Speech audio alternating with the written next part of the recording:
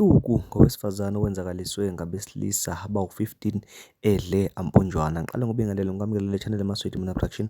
Mangabe uyaqala ukufika ngicela ukuthi ngize siqiniseke ukuthi ucofa subscribe maqedwe bale video, ushaye like bese uyakhomenta lolu daba namhlanje. Udaba engize ngalo njengamanje luthi uKhihle Sikanandi owesifazane ovelelwe ishobolo edlwengulwa ngabesilisa abawu-15 ngesikhathi edle amponjana endaweni yaseWaterloo, KwaZulu-Natal ngeSabatha. Lona owesifazane oneminyaka engama-25 ngesingisi 25 years onezingane ezimbili ufonele ebe-Reaction Unit South Africa ukuthi-ke bahlangane naye ekuseni ngabo-8 kanjena ngempela afika ama-officers akhona namhlanje kuMsombuluko atheleka khona-ke eWaterloo KwaZulu-Natal lapho ehlala khona.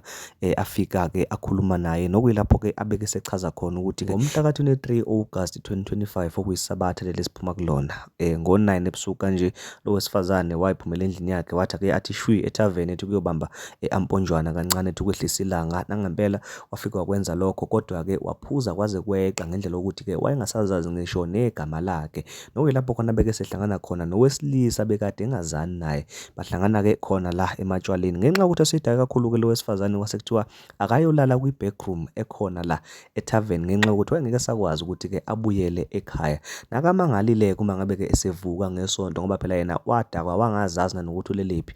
Uyamangala nje uma ngabe evuka ngesonto, uvuka lo wesilisa akahlangane naye ethaveni ulele khona la eduze kwakhe. Uma ethi uyabheka akayiphethe ilokhuzana, ifoni yakhe ayisekho kuye, kanti-ke nokwangaphansi noma-ke iphenti lakhe akasaligqokile alibonakali. Amaphoyisa-ke ka-Reaction Unit abeke sephenya ngemibuzo omunye wesifazane othi-ke yena wabona konke okwenzeka. Lona wesifazane uthe uma ngabe echaza-ke wathi-ke lo wayekade-ke ephuze ngendlela eyisimanga wacela ukuthi-ke alaliswe kulendlu engemuva kwethaveni. Nangempela-ke bamlalisa, nakathi-ke yena wabona iqembu nje labesilisa lilokhu lingena liphuma lishintshana ngaye ngaphakathi endlini. Laba-ke besilisa kathi-ke wababona balinganiselwa esibalweni sika-15, kushuthi nje okwabafana noma-ke kwabantu besilisa nje abawu-15 babeke bemhlukumeza ngocansi ubusuku bonke, yena-ke edakiwe engazi nokuthi-ke kwenzakalani ngoba-ke naye uthe uma ngabe sevuka nje washo ukuthi-ke yena akakhumbuli lutho okwenzekayo. Umphakathi ubeke usumbuza-ke lo bekade ebuka noma-ke lo obengufakazi ukuthi-ke wena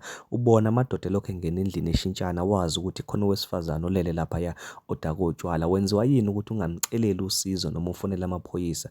Bekwenze njani na? Naye-ke abeke seyiphendulela ngokuthi naye ubekade esidakelwe ngutshwala, kanti-ke futhi ubecabanga ukuthi lo wesifazane ubekade evumelene nawo la madoda ukuthi-ke amenzakalise ngale ndlela amenzakalise ngayo. Ngenza kwethu lolu daba cela ukuthi ngiligoqe lapha, uma kukhona ama-developments amasha enzakalayo ngizokwenza isiqiniseko ukuthi ngiyakwazisa. Engizocela kuwena nje ukuthi-ke sihlangane ema-comments ungitshele ukuthi-ke wena ngabe ucabangani. Uphinde ungakhohlwa ukucofa u-like no-subscribe sidibana kwividiyo elandelayo. Ngiyabonga.